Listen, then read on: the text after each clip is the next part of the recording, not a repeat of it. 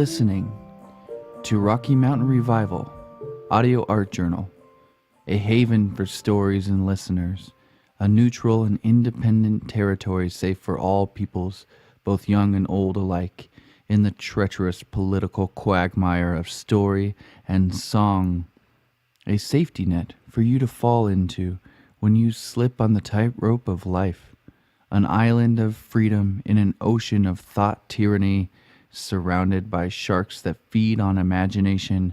And no, I am not exaggerating. I am your host, Levi Andrew Noe, and today on Rocky Mountain Revival, a very special show for all ages. That's right, whether you are 1 or 100, there is something for everyone today. One Day as a Raven will be our story for today, and our featured musical artist is the very special guest, Mega Jam.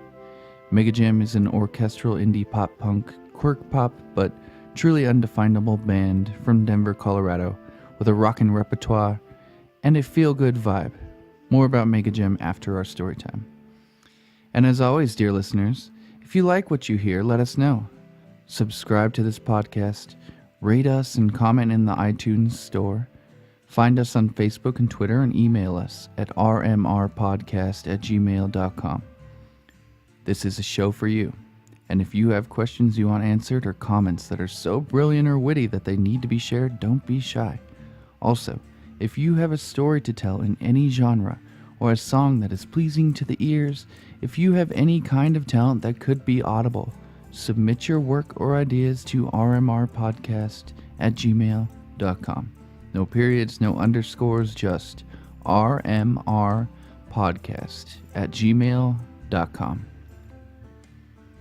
One Day as a Raven, a young person's picture book, is the featured story today, and we will be playing the first half of the multi-dimensional audiobook. If you like it, the ebook can be found on Amazon in the Kindle store, and the audiobook can be found on gumroad.com and soon on audible.com. I think I've said enough for now. How about we get to today's tale, One Day as a Raven. If possible, close your eyes, sit back, maybe draw yourself a bubble bath. It's story time.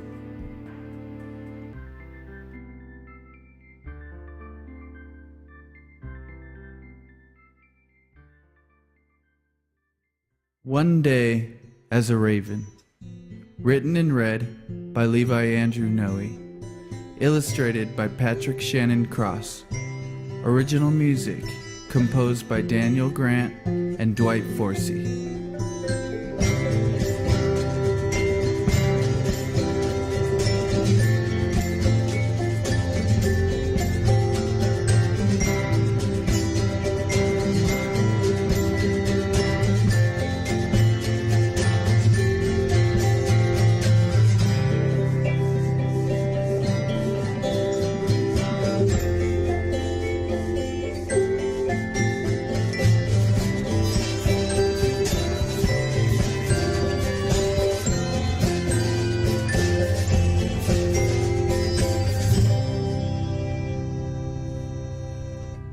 When you hear this sound, turn the page. Let the story begin.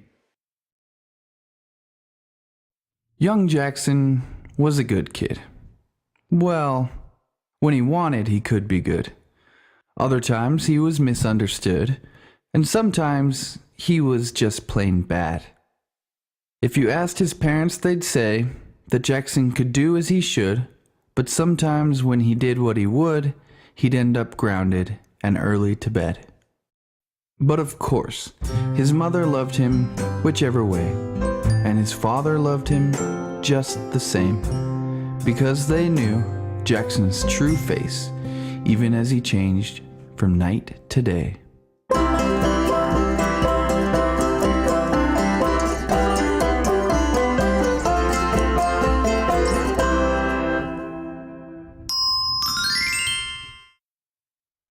One night, when the moon shined bright, Jackson's mom tucked him in tight, saying, "Sweet dreams. Don't let the bed bugs bite."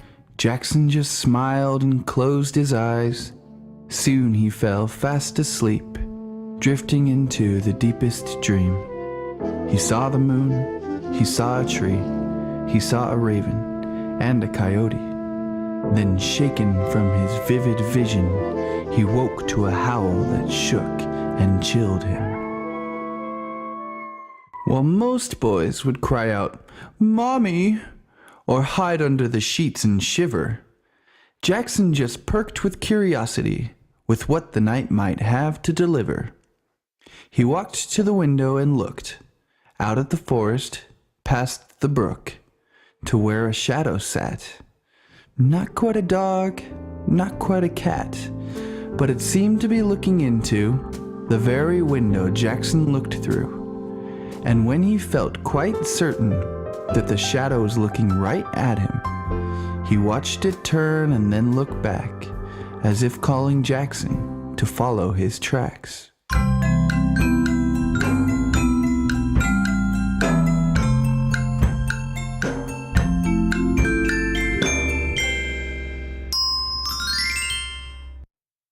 For Jackson, it was an easy choice to sneak out the house without a noise, out the window and down the lattice, landing lightly in the cold, damp grass.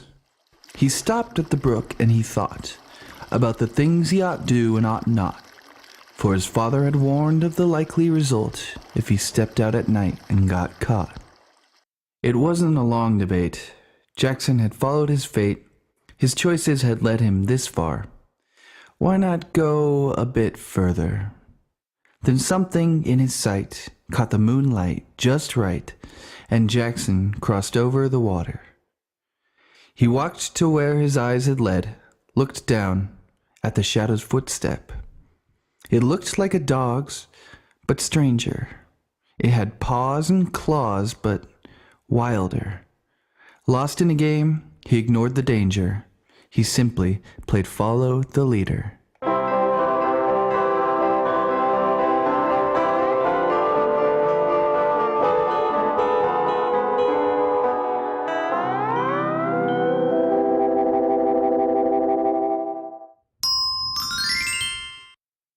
Jackson journeyed through the dark, guided by the moon and stars. The forest deep and menacing, giant trees with arms outreaching. Sounds from all around of cracking and creeping, and ever his eyes the footprints seeking. For Jackson, fear was not a foe. A friend of the dark was he. And so he found the shadow, waiting for him patiently. It nodded, and its tail waved. It turned and entered its den. Jackson's curiosity weighed much more than his concern. He followed the shadow all this way, and now he followed him in. Greetings, friend. I'm glad to see. You found your way through the forest deep. Allow me to introduce myself. I am Coyote. Jackson jumped in awe and shock. You can talk? Coyote laughed and howled.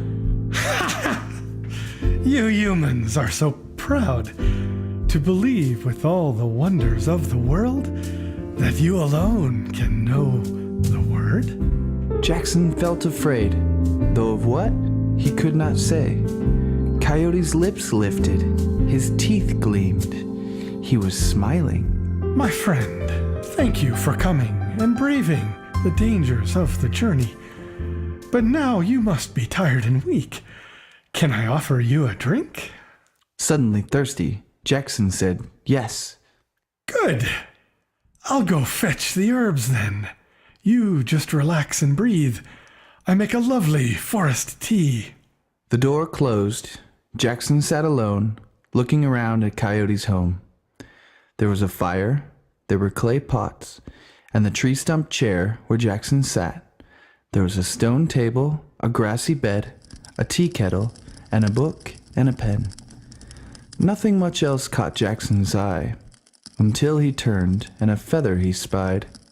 It dangled down, clutched in some poor bird's lost claw, and like the sea to the moon, Jackson was drawn.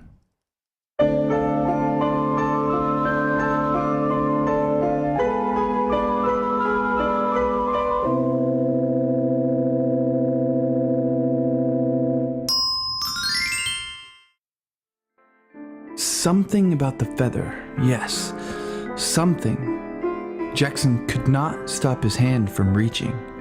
Well, he could have. It was his hand, but the will to resist, Jackson could not command.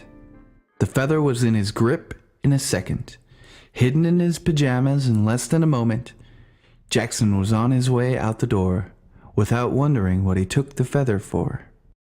Just then, Coyote came back with the tea for steeping. But you just got here. Already you're leaving? Coyote said with a shifty smile. Please, sit down. Stay a while. I can't. I've got to go. I feel ill. Thanks for the tea, though. It was wrong of me to leave the house this late. I've got to get back before my parents see I'm away. Jackson stuttered and stammered, pedaling backwards. I see. Coyote looked to the empty claw. I understand. Your conscience calls. Go then, but come back when you can. I'll be waiting. You know where I am.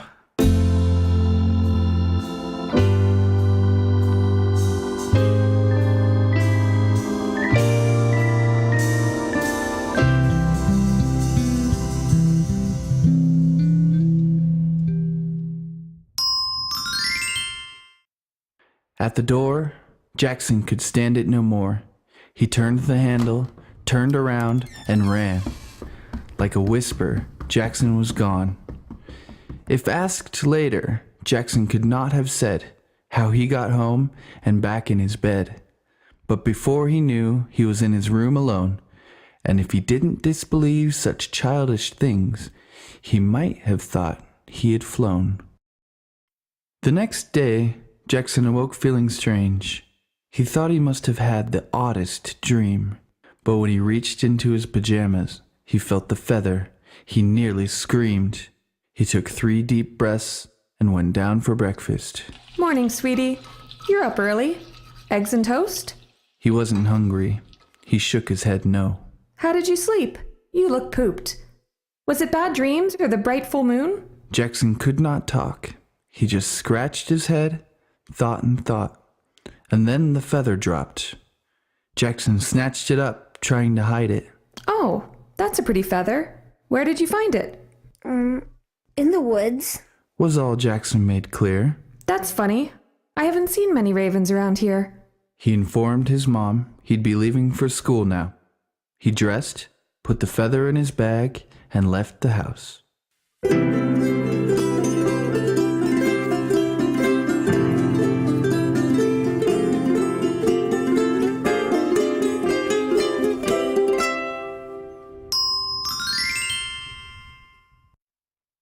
While he walked, Jackson thought he saw something following him in the trees, but each time he turned, there was nothing but a breeze and birds, and no coyote. Jackson turned the corner quickly, slipping in between bushes, to a special secret place where he knew no one could look in. No one ever came here, no one would know where he was. Finally, Jackson could hold the feather and look until he'd had enough. It was black, it was blue, it was almost every hue, but it was dark as the night in every light, and it reminded Jackson of caves and ancient days. Jackson, wide-eyed and amazed, whispered, Raven. To his shock and surprise, a voice spoke back, Jackson. At first he thought it was a trick, or maybe even magic. But then he heard the bushes rustle, and Petey Brock stood tall and thick, a bully without brains, all muscle. Who you talking to, Jackson? Your imaginary friend? Jackson looked for an exit, an escape from this fiend, but the only way out was blocked by Petey Brock. What you got in your hand? A pretty little feather? Give me that. Jackson was quick to act. He dodged Petey's grab and slipped behind the bully's back. But before he could escape from the not-so-secret place, Petey had a hold of Jackson's shirt, and Jackson was pinned in the dirt. All right, Pipsqueak, I was just gonna take your feather from you. But now that you tried to run away, I'll have to make you pay. Petey's brick-heavy arm lifted, clenched, cocked, and fat-fisted. Jackson's eyes were shut tight, holding the feather as if to save his life. In his heart, Jackson was wishing a wish, while he prepared for a knuckle sandwich. He wished he could escape, just fly away. He felt the feather jump and shake, and then he had the feeling of floating. He opened his eyes, and he was flying. Down below, he saw Petey frantic and frightened. He laughed and laughed, but a caw came out instead. He was high, he was free to fly, but before he left, he dropped a bird's present right on Petey's head.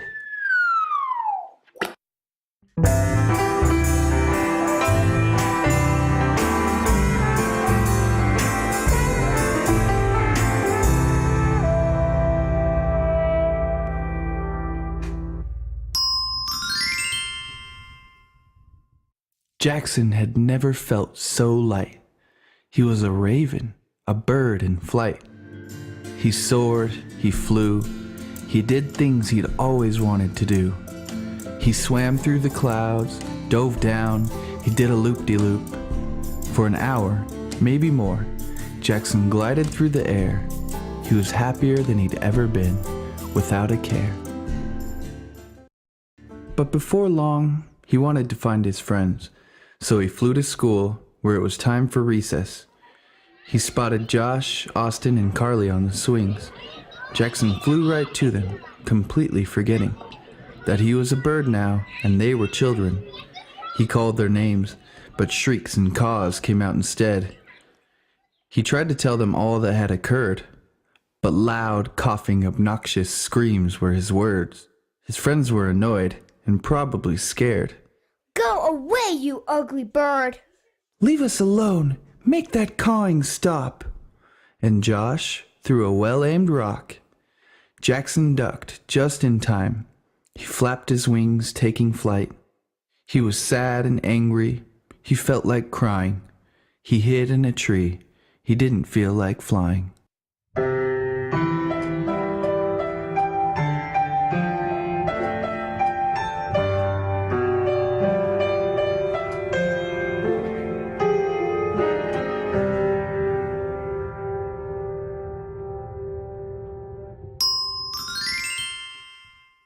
After some time moping, Jackson came to a decision. If I can't have my old friends, I'll make new ones. He spied a dozen crows on a power line. He flew over with his best smile and said, Hi. Of course, it was just a screeching caw, and he did not land on the line gracefully at all. He shook the crows right off their roost. They squealed and squawked, and away they flew. Fine, they probably weren't even fun. I'm fine alone. What's better than one?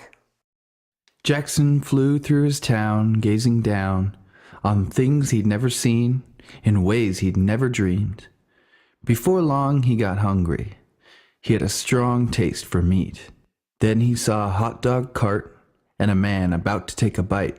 But before he could start, Jackson swooped down like a hot dog hawk, snatched the meal, and lifted off. He enjoyed his feast in privacy, in a park, in the shade, under a tree. The rest of the day he followed his whims. He played tag with the wind. He flew and flipped. He took more food that wasn't his. He went to all of his friends' homes to knock on their windows, but they all shooed him away. At least Carly threw him some steak.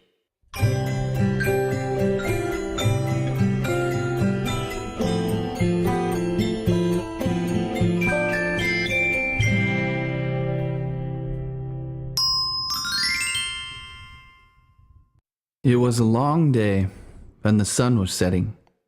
Jackson flew home. He seemed to be forgetting that to his friends and everyone he met, he was no longer Jackson, but a raven and a pest. The back door was open. He smelled dinner. So tired, so hungry was he for supper. Either he forgot about his new raven suit, or he thought his parents would see through it. He said, Hi, Mom. What's cooking? I'm starved. Of course, he just croaked loud and hard. His mother turned around in fear. She screamed, Honey, come here! Come here! Jackson thought she was talking to him. He hopped closer for a hug and a kiss. His dad came in to find out why. There was screaming and bird calls inside. Oh my, where did it come from? I don't know, but I want it gone! Jackson flapped and tried to explain, but he just made his parents more afraid. His dad reached for a broom, ran at him, saying, Shoo! Jackson wanted them to understand. He told them everything that had happened, but while he cawed and confessed, his parents just got more distressed. His dad was swinging the broom harder. His mom was screaming louder and louder. Soon the dinner table was ruined. In broken glass and chaos, the whole house was consumed.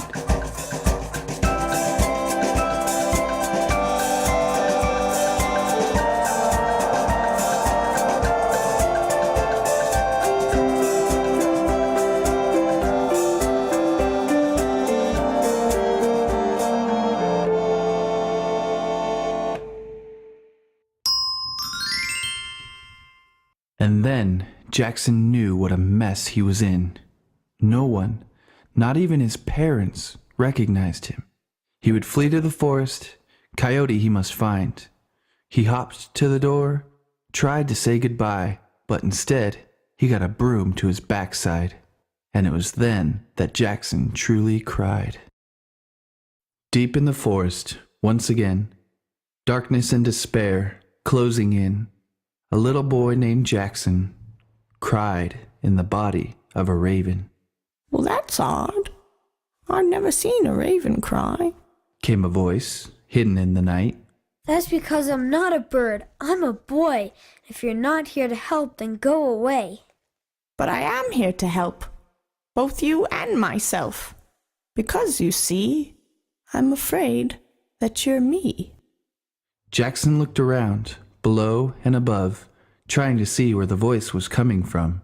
Where are you? What do you mean I'm you? It's the strangest thing, I know. I didn't believe it until now. But what can you do? Here's the proof. And then it glided down from the trees, like a shadow of the moon, like a dream, so graceful, so swift, and so silent, shimmering and spellbinding, like a black diamond. Standing there, right in front of Jackson, was a real, true raven.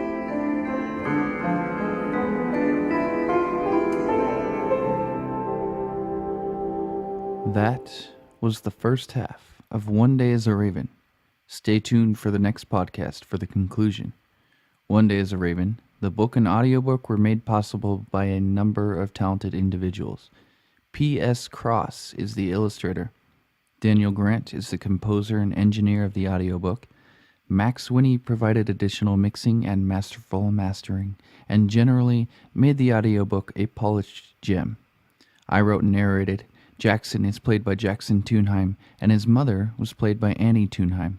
Coyote is played by Lloyd Mills, and Laura Goldhammer played Raven.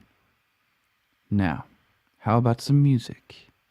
Today's featured band is Megajam. If you haven't heard them yet, you're going to love them. Megajam is guaranteed to thrill and inspire you, amuse and entertain. Megajam was founded in 2010 by Oliver Saline. Influenced by the DIY pop-punk community both in Denver and nationally. Shortly after releasing their debut album, Megajam toured the West Coast and made the trip to Austin for the 2013 South by Southwest Festival. The band is already beginning working on their sophomore album and plans for more tours. Find more about the band and future tours at Megajam Denver on Facebook or megajamdenver.com.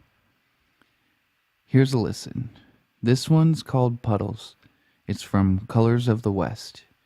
In lead singer and guitarist Oliver Saline's words, Puddles is a reflection on loss, both on a personal level and the loss we all experience. The lines, "Once we were all the same, then you flew away from me," is about the fact that we all come from the same stuff. Sounds good to me. Let us know if it sounds good to you. Here is Mega Gem's Puddles.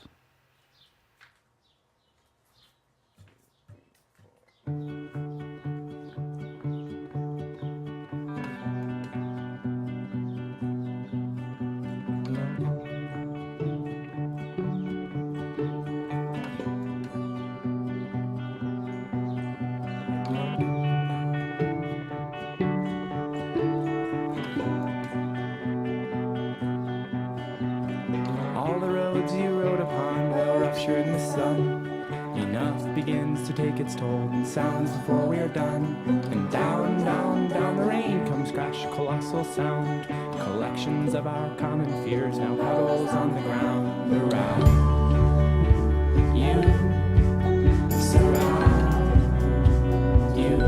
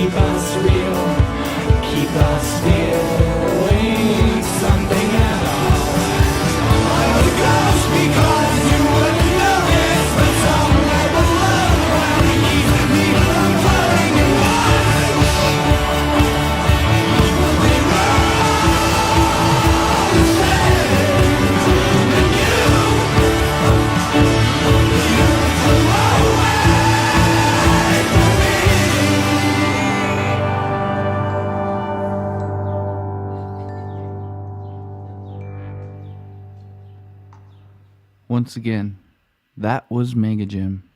Find more from them at megagemdenver.com or on Facebook, Twitter, Bandcamp, or SoundCloud. That's all for today. Make sure and listen to our next episode for the conclusion of One Day as a Raven and another very special musical guest.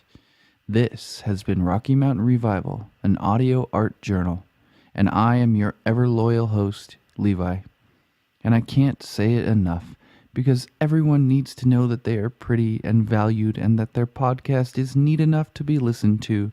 So subscribe, friend us on Facebook, follow us on Twitter, and email us your submissions, comments, questions, or theories on time and space to rmrpodcast@gmail.com.